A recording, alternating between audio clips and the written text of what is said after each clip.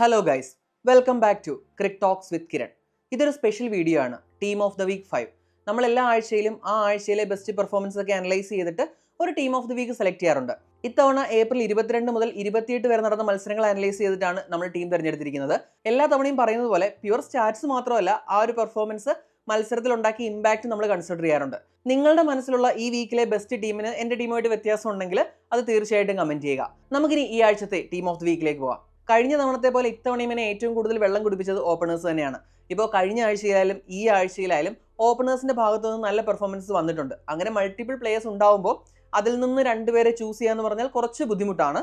പ്രത്യേകിച്ച് ഇന്നലെ നടന്ന RRGT മത്സരം കൂടെ കഴിഞ്ഞപ്പോഴത്തേക്ക് ഞാൻ മനസ്സിൽ വിചാരിച്ചിരുന്ന ആ ഒരു കോമ്പിനേഷനിലും ചേഞ്ച് വരുത്തേണ്ടി വന്നു. അപ്പോൾ നമ്മൾ ചൂസ് ചെയ്ത രണ്ട് ഓപ്പണേഴ്സിലേക്ക് പോകുന്നതിന് മുമ്പ് ഒരു ഓണറബിൾ മെൻഷൻ പോലെ ഒരു 5 ഓപ്പണേഴ്സിന്റെ പേര് പറയാനുണ്ട്. മുംബൈ ഇന്ത്യൻസിൽ നിന്ന് രോഹിത് ശർമ്മ, രാജസ്ഥാൻ റോയൽസിൽ നിന്ന് യശസ്വി ജയ്സ്വാൾ, GTയിൽ നിന്ന് ശുഭ്മാൻ ഗിൽ, അതുപോലെ പഞ്ചാബ് കിങ്സിൽ നിന്ന് പ്രഭ്സിമ്രാൻ പ്രിയാൻഷാരിയ. അപ്പോൾ നമ്മൾ ചൂസ് ചെയ്തിട്ടുള്ള രണ്ടുപേരല്ലാതെ ഇത്രയും പേരിൽ നിന്ന് നല്ല പെർഫോമൻസ് വന്നിട്ടുള്ള ഒരു വീക്ക് ആയിരുന്നു ഇത്. അപ്പോൾ നമ്മൾ ചൂസ് ചെയ്ത ടീമിലേക്ക് പോവാം. ആദ്യമായിട്ട് ഓപ്പണറായി രാജസ്ഥാൻ റോയൽസിൽ നിന്ന് വൈഭവ് സൂര്യവംശി. ഇന്നലത്തെ ഒരു മത്സരം കഴിഞ്ഞതോടുകൂടി ഇത് ഓൾമോസ്റ്റ് പ്രഡിക്റ്റഡ് ആണ്. അപ്പോൾ ഈ വീക്കിലെ അവരുടെ ആദ്യത്തെ മത്സരം RCBക്കെതിരെ ആയിരുന്നു. ആ മത്സരത്തിൽ 12 പന്തിൽ 16 റൺസാണ് വൈഭവിന് എടുക്കാൻ കഴിഞ്ഞത്. ഭുവനേശ്വർ കുമാറിന്റെ പന്തിൽ ബൗൾഡ് ആവുകയാണ് ചെയ്തത്. പക്ഷെ ഇന്നലത്തെ ഒരു ഇന്നിങ്സ്, അതിന് എന്തൊക്കെ കാരണങ്ങൾ പറഞ്ഞാലും നമുക്ക് കണ്ടില്ലെന്ന് അടിക്കാനാവുന്ന ഒരു ഇന്നിങ്സ് അല്ല. പ്രത്യേകിച്ച് 14 വയസ്സ് മാത്രമുള്ള ഒരു ടീനേജ് പ്ലെയർ IPL ഒരു ഇന്ത്യക്കാരന്റെ ഏറ്റവും വേഗതയേറിയ സെഞ്ചുറി സ്വന്തമാക്കുന്നു. നമ്മൾ ആ ഒരു മത്സരത്തിന്റെ റിവ്യൂ വീഡിയോ ഇട്ട് നിന്നായതുകൊണ്ട് ആ ഒരു ഇന്നിങ്സിലേക്ക് കൂടുതൽ കടക്കുന്നില്ല. ഞാൻ ആ വീഡിയോയിൽ മെൻഷൻ ചെയ്ത പോലെ ആ ഒരു ഏജ് ഫാക്ടർ എടുത്ത് മാറ്റിയാലും എക്സെപ്ഷണൽ ആയിട്ടുള്ള ഒരു പെർഫോമൻസ് ആയിരുന്നു. അതുകൊണ്ട് തന്നെ നമ്മുടെ ഓപ്പണറിൽ ഒരാൾ സൂര്യവംശിയാണ്. ഇനി വൈഭവിന് പാർട്ണർ എത്തുന്നത് RCBയിൽ നിന്ന് വിരാട് കോഹ്ലി. ഇപ്പോൾ വിരാട് കോഹ്ലിയുടെ കാര്യം പറഞ്ഞു കഴിഞ്ഞാൽ നമ്മളിത് 5ാമത്തെ നമ്മുടെ ടീം ഓഫ് ദി വീക്ക് ആണ്. ഈ 4 തവണയും വിരാട് കോഹ്ലി ഈ ലിസ്റ്റിൽ ഉൾപ്പെട്ടിരുന്നില്ല. അത് ഒരിക്കലും നല്ല പെർഫോമൻസ് ഇല്ലാത്തതുകൊണ്ടല്ല. ഇപ്പോൾ ഞാൻ ഈ വീഡിയോയുടെ തുടക്കത്തിൽ ഓപ്പണേഴ്സിനെ ചൂസ് ചെയ്യാനുള്ള കഷ്ടപ്പാട് പറഞ്ഞിരുന്നു. എല്ലാ ആഴ്ചയിലും ഇതുപോലെ ഇപ്പോൾ വൈഭവിന്റെ കാര്യം പറഞ്ഞതുപോലെ എക്സെപ്ഷണൽ ആയിട്ടുള്ള നമുക്ക് മസ്റ്റ് ഇൻക്ലൂഡ് എന്ന രീതിയിലുള്ള പെർഫോമൻസ് വരും. പക്ഷേ ഇത്തവണത്തെ നമ്മൾ ഇന്നിങ്സ് നോക്കിക്കഴിഞ്ഞാൽ ഒന്ന് RRനെതിരെ 42 പന്തിൽ 70 ചിന്നസ്വാമിയിൽ വെച്ചിട്ട്, അതുപോലെ DCക്കെതിരെ 47 പന്തിൽ 51. ഇപ്പോൾ ഞാൻ പറയുമ്പോൾ 47 പന്തിൽ 51 എന്ന് പറയുമ്പോൾ നിലവിലെ അപ്പോൾ നമ്മൾ ഇപ്പം പറയുന്ന ഒരു T20 സ്റ്റാൻഡേർഡ് വെച്ചിട്ട് ഒരു സ്ലോ ഇന്നിങ്സ് ആണെന്ന് തോന്നാം. എന്നാൽ അരുൺ ജെയ്റ്റ്ലി സ്റ്റേഡിയത്തിലെ ഒരു സ്ട്രോക്ക് മേക്കിംഗ് വളരെ ടഫായിട്ടുള്ള ഒരു പിച്ചിൽ കൃണാൽ പാണ്ഡ്യയുമായിട്ട് ചേർന്നിട്ടുള്ള ഒരു പാർട്ണർഷിപ്പ് ആ ഒരു മത്സരത്തിന്റെ തന്നെ വിധി നിർണ്ണയിച്ച ഒരു പാർട്ണർഷിപ്പ് ആയിരുന്നു. അതുകൊണ്ട് തന്നെ 2 ഇന്നിങ്സിലും നല്ല പെർഫോമൻസ് ഉണ്ട്. അതുകൊണ്ട് തന്നെയാണ് നമ്മൾ വിരാട് കോഹ്ലിയെ ചൂസ് ചെയ്തിരിക്കുന്നത്. 1 ഡൗൺ ആയിട്ട് ഗുജറാത്ത് ടൈറ്റൻസിൽ നിന്ന് ജോസ് ബട്ട്ലർ. ഇപ്പോൾ കഴിഞ്ഞ വീക്കിലും ജോസ് ബട്ട്ലർ തന്നെയായിരുന്നു 1 ഡൗൺ. ഇത്തവണയും ബട്ട്ലർ തന്നെയാണ്. GTക്ക് ഈ ഒരു വീക്കിൽ ഒരു മത്സരം മാത്രമേ ഉണ്ടായിരുന്നുള്ളൂ. അത് ഇന്നലെ RRനെതിരെ ആയിരുന്നു. 26 പന്തിൽ 50 റൺസ്. അപ്പോൾ സായ് സുരേഷിന്റെ വിക്കറ്റിന് ശേഷം ടീമിനെ നല്ലൊരു സ്കോറിലേക്ക് നയിക്കുന്നതിൽ ബട്ട്ലറിന്റെ ഇന്നിങ്സ് വളരെ ക്രൂഷ്യൽ ആയിരുന്നു. നല്ല ഫോമിലാണ്, പുറത്തായതുമില്ല. അതുകൊണ്ട് തന്നെ ഈ ടീമിന്റെ 1 ഡൗൺ ജോസ് ബട്ട്ലർ ആണ്. ഇനി 4ാം സ്ഥാനത്തേക്ക് വന്നാൽ മുംബൈ ഇന്ത്യൻസിൽ നിന്നും സൂര്യകുമാർ യാദവ്. അപ്പോൾ സൂര്യകുമാർ യാദവ് ആ ഒരു ലീൻ ബാച്ചിൽ നിന്നൊക്കെ മാറിയിട്ട് ഈ IPL എല്ലാ ഇന്നിങ്സിലും അറ്റ്ലീസ്റ്റ് 25 റൺസ് പ്ലസ് സ്കോർ ചെയ്തിട്ടുണ്ട്. നമ്മുടെ കഴിഞ്ഞ ടീം ഓഫ് ദി വീക്കിലും നമ്പർ 4 സൂര്യകുമാർ യാദവ് തന്നെയായിരുന്നു. സൂര്യകുമാർ യാദവിന്റെ ഈ വീക്ക് നോക്കിയാൽ സൺറൈസേഴ്സിനെതിരെ 19 ബോളിൽ 40 നോട്ട് ഔട്ട് ആണ്. അതുപോലെ LSGക്കെതിരെ 28 പന്തിൽ 54. ഇപ്പോൾ വളരെ നല്ലൊരു ഫോമിൽ, അതായത് തന്റെ ബെസ്റ്റിലേക്ക് സൂര്യകുമാർ യാദവ് തിരിച്ചെത്തിയിരിക്കുകയാണ്. അത് മുംബൈക്ക് എന്തുകൊണ്ടും ഒരു പോസിറ്റീവാണ്. ഈ 5ാം നമ്പറിൽ ഒരു ഓൾറൗണ്ടർ ആണ് ഡൽഹി ക്യാപിറ്റൽസ് നിന്നും അക്ഷർ പട്ടേൽ. എനിക്ക് ഈ ഒരു പ്ലേസിലേക്ക് ട്രിസ്റ്റൻ സ്റ്റബ്സിനെ ആഡ് ചെയ്യണം എന്നുണ്ടായിരുന്നു. പക്ഷേ നമ്മൾ മൊത്തത്തിൽ ഒരു ഫോറിൻ പ്ലേയേഴ്സിന്റെ എണ്ണം കാരണമാണ് ട്രിസ്റ്റൻ സ്റ്റബ്സ് ഈ ടീമിൽ ഇല്ലാതിരുന്നത്. പകരം ഒരു ഓൾറൗണ്ട് ഓപ്ഷനോടായ അക്ഷർ പട്ടേൽ. അക്ഷർ LSGക്കെതിരെ ബാറ്റ് കൊണ്ട് നന്നായിട്ട് തിളങ്ങി. 20 പന്തിൽ 34 റൺസ്. ബോളിംഗിൽ വിക്കറ്റ് ഒന്നും കിട്ടിയില്ലെങ്കിലും നിക്കോളാസ് പൂറനൊക്കെ വരുന്നതിന് മുമ്പ് ആ ഒരു പവർ പ്ലേയിൽ തന്റെ ഓവറുകൾ എറിഞ്ഞു മാറി. 4 ഓവറിൽ 29 റൺസ് മാത്രമേ വിട്ടുകൊടുത്തിട്ടുള്ളൂ. പിന്നീട് RCBക്കെതിരെ ബാറ്റ് കൊണ്ട് കാര്യമായിട്ടൊന്നും ചെയ്യാൻ കഴിഞ്ഞില്ല. 13 പന്തിൽ 15. പിന്നെ അതൊരു ടഫ് പിച്ച് ആയിരുന്നു.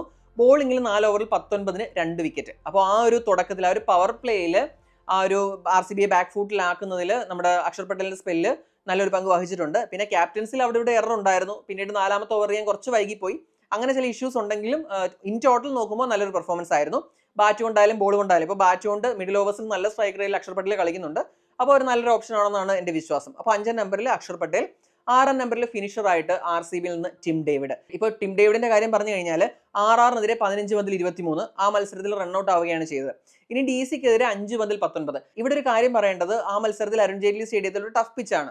ഡേവിഡ് ക്രീസിൽ വന്നപ്പം ഉണ്ടായിരുന്ന ഒരു പൊസിഷൻ 2 ഓവറിൽ 18. ആ ഒരവസ്ഥയിൽ നിന്ന് ഈ സീസണിൽ രാജസ്ഥാൻ റോയൽസ് ഓൾറെഡി ഒരു കളി തോറ്റിട്ടുണ്ട്. അതും അത്രയ്ക്ക് ടഫ് അല്ലാത്ത പിച്ചിൽ ഒരു മത്സരം തോറ്റിട്ടുണ്ട്. അപ്പോഴാണ് ഈ ഒരു ടഫ് പിച്ചിൽ ചിലപ്പോൾ ഒരു വിരാട് കോഹ്ലിയെ പോലെ ഒരാളുടെ വിക്കറ്റ് പോയി കഴിയുമ്പോൾ അതൊന്ന് ടൈറ്റ് ആവാൻ സാധ്യതയുണ്ടായിരുന്നു. പക്ഷേ വന്നിട്ട് 5 ബോളിൽ കളി തീർത്തു. 5 ബോളിൽ 19. അതുകൊണ്ട് തന്നെ വളരെ ചെറിയൊരു സ്കോർ ആണെങ്കിലും ഒരു ഇമ്പാക്ട്ഫുൾ ഇന്നിങ്സ് ആയിരുന്നു. അപ്പോൾ ഒരു ഹിക്കപ്സ് ഒന്നും ഇല്ലാതെ ആ ഒരു മാച്ച് ഫിനിഷ് ചെയ്യാൻ ടിം ഡേവിഡിന് കഴിഞ്ഞു. അപ്പോൾ ഇതേവരെ അവസരം കിട്ടിയപ്പോഴെല്ലാം ടിം ഡേവിഡ് നല്ല പെർഫോമൻസ് തന്നെയാണ് കാഴ്ചവെച്ചിരിക്കുന്നത്. അപ്പോൾ നമ്പർ 6 ടിം ഡേവിഡ്. നമ്പർ 7 വീണ്ടും ഒരു RCB താരമാണ് കൃണാൽ പാണ്ഡ്യ. കൃണാൽ പാണ്ഡ്യ നമുക്കറിയാലോ, ഒരു ഫ്ലോട്ടറായിട്ട് യൂസ് ചെയ്യാം. കഴിഞ്ഞ മത്സരത്തിൽ 5ാം നമ്പറിലാണ് കൃണാൽ പാണ്ഡ്യ ഇറങ്ങിയത്. ഇപ്പോൾ ബോളിംഗ് നോക്കുകയാണെങ്കിൽ രാജസ്ഥാൻ റോയൽസിനെതിരെ 4 ഓവറിൽ 31 റൺസ് കൊടുത്ത് 2 വിക്കറ്റ്. ആ മത്സരത്തിൽ ബാറ്റ് ചെയ്തില്ല. DCക്കെതിരെ 4 ഓവറിൽ 28 റൺസ് മാത്രം കൊടുത്ത് ഒരു വിക്കറ്റ് എടുത്തു. പിന്നീട് ആ ഒരു ഇമ്പാക്ട്ഫുൾ ഇന്നിങ്സ് 47 പന്തിൽ 73. RCB വിജയത്തിലെത്തിച്ചത് കൃണാലാണ്. 2016 ശേഷം കൃണാലിന്റെ ആദ്യ IPL ഹാഫ് സെഞ്ചുറിയാണ് അത്. ടോട്ടൽ 2 എടുത്തിട്ടുള്ളൂ. അതിലൊന്ന് 2016 മുംബൈക്ക് വേണ്ടിയായിരുന്നു, ഇത് RCBക്ക് വേണ്ടി DCക്കെതിരെ. ഇനി നമ്പർ 8 പോയാൽ സൺറൈസേഴ്സ് ഹൈദരാബാദിൽ നിന്ന് ഹർഷൽ പട്ടേൽ. ഹർഷൽ പട്ടേലിന്റെ കാര്യം പറഞ്ഞു കഴിഞ്ഞാൽ ചെന്നൈ സൂപ്പർ കിങ്സിനെതിരെ മാൻ ഓഫ് ദ മാച്ച് ആയിരുന്നു. 4 വിക്കറ്റ് എടുത്ത് നല്ലൊരു പെർഫോമൻസ് ആണ് ഹർഷൽ നടത്തിയത്. അതിന് മുൻപ് മുംബൈക്കെതിരായ മത്സരത്തിലും 3 ഓവറിൽ 21 റൺസ് മാത്രമേ കൊടുത്തുള്ളൂ. ഒരു സൈഡിൽ മുംബൈ ബാറ്റേഴ്സ് നന്നായിട്ട് തന്നെ അറ്റാക്ക് ചെയ്തുകൊണ്ടിരുന്ന സമയത്തും വെറും 7 ഇക്കോണമി റേറ്റിൽ എറിഞ്ഞു മാറാൻ ഹർഷൽ പട്ടേലിനായി. അതുപോലെ CSKക്കെതിരെ മത്സരത്തിൽ 4 ഓവറിൽ 28 റൺസ് വഴങ്ങി 4 വിക്കറ്റ്. അപ്പോൾ 8ാം നമ്പറിൽ ഹർഷൽ പട്ടേലാണ്. നമ്മൾ 9ാം നമ്പറിലേക്ക് പോകുമ്പോൾ മുംബൈ ഇന്ത്യൻസിൽ നിന്ന് ട്രെന്റ് ബോൾട്ട്. ട്രെന്റ് ബോൾട്ട് ഒരു ഓട്ടോമാറ്റിക് ചോയ്സ് ആണ് ഈ വീക്കിൽ. ഇപ്പോൾ ട്രെന്റ് ബോൾട്ടിന്റെ ഫിഗേഴ്സ് നോക്കിക്കഴിഞ്ഞാൽ സൺറൈസേഴ്സിനെതിരെ 4 ഓവറിൽ 26 റൺസ് വഴങ്ങി 4 വിക്കറ്റ്. ഇപ്പോൾ LSGക്കെതിരെ 4 ഓവറിൽ 20 റൺസ് വഴങ്ങി 3 വിക്കറ്റ്.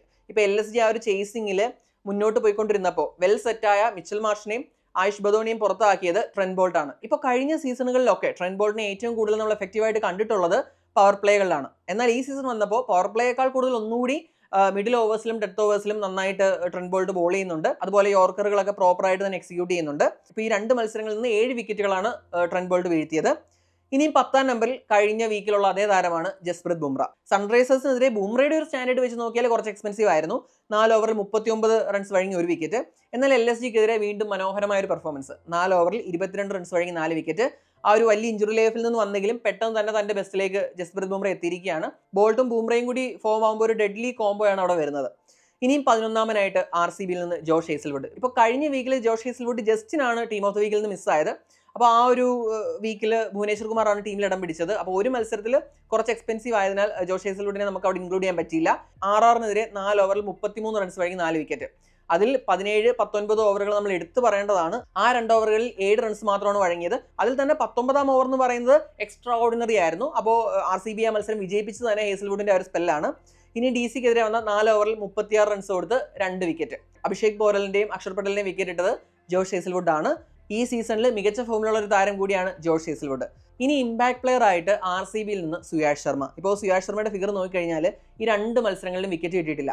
RRനെതിരെ 4 ഓവറിൽ 33 റൺസ് മാത്രമാണ് വിട്ടുകൊടുത്തത്, വിക്കറ്റ് ഒന്നും കിട്ടിയില്ല. ഡൽഹി ക്യാപിറ്റൽസിനെതിരെ 4 ഓവറിൽ 22 റൺസ് മാത്രം വിട്ടുകൊടുത്തു. അവിടെയും വിക്കറ്റ് കോളത്തിൽ ഇടം നേടാൻ സുയാഷ് ശർമ്മയ്ക്ക് കഴിഞ്ഞിട്ടില്ല. ആ ഒരു മത്സരം കഴിഞ്ഞിട്ട് വിരാട് കോഹ്ലി പറഞ്ഞതും സുയാഷ് ശർമ്മയുടെ ഈ ഒരു ഇമ്പാക്റ്റിനെ കുറിച്ചാണ്.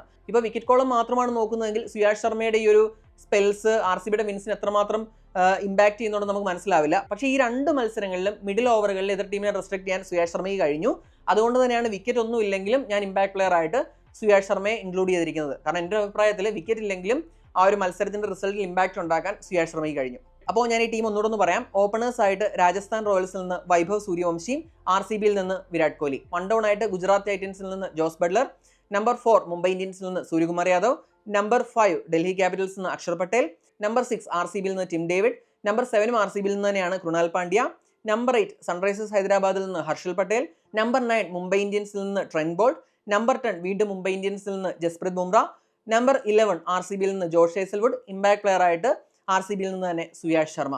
ഇപ്പോൾ ഈ ടീം നോക്കിക്കഴിഞ്ഞാൽ ഒരു RCB മുംബൈ മേധാവിത്വമുള്ള ഒരു ടീമാണ്. അതായത് 4 പേരൊഴികെ ബാക്കി എല്ലാവരും ഈ 2 ടീമുകളിൽ നിന്നാണ്. നമ്മൾ പോയിന്റ് ടേബിൾ നോക്കിയാലും ആ ഒരു ടോപ്പിൽ ഈ 2 ടീമുകളുണ്ട്. ഈ വീക്കിൽ ഏറ്റവും കൂടുതൽ കൺസിസ്റ്റന്റ് ആയിട്ട് കളിച്ച ടീമുകളാണ് ഈ 2 ടീമുകൾ. അതുകൊണ്ട് തന്നെയാണ് സ്വാഭാവികമായിട്ടും ടീം ഓഫ് ദ വീക്കിലേക്ക് ആ 2 ടീമുകളിൽ നിന്നുള്ള താരങ്ങൾ കൂടുതലായി വന്നത്. ഈ ടീം ഓഫ് ദ വീക്കിനെ കുറിച്ച് എന്താണ് നിങ്ങളുടെ അഭിപ്രായം? നിങ്ങളുടെ മനസ്സിലുള്ള ടീം ഓഫ് ദ വീക്ക് തീർച്ചയായിട്ടും കമന്റ് ചെയ്യണം. ഏപ്രിൽ 22 മുതൽ 28 വരെ നടന്ന മത്സരങ്ങളിലെ പെർഫോമൻസ് മാത്രമാണ് നമ്മൾ നോക്കിയിരിക്കുന്നത്. അപ്പോൾ അത് വെച്ചിട്ട് നിങ്ങളുടെ ഒരു ബെസ്റ്റ് ടീം നിങ്ങൾ കമന്റ് ചെയ്യുക. അപ്പോൾ അടുത്തൊരു വീഡിയോയുമായിട്ട് ഉടൻ തന്നെ കാണാം. Thanks for watching cric talks with Kiran.